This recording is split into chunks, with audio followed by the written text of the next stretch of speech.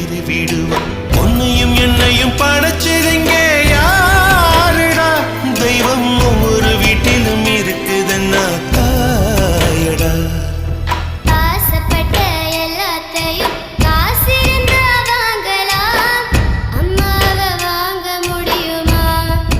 நீயும் அம்மாவை வாங்க முடியுமா?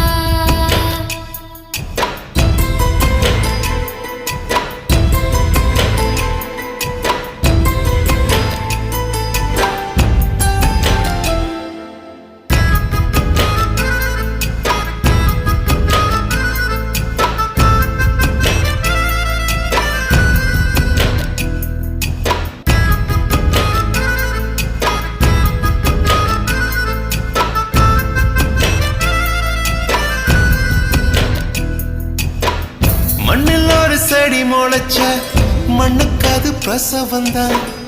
உன்னை பேர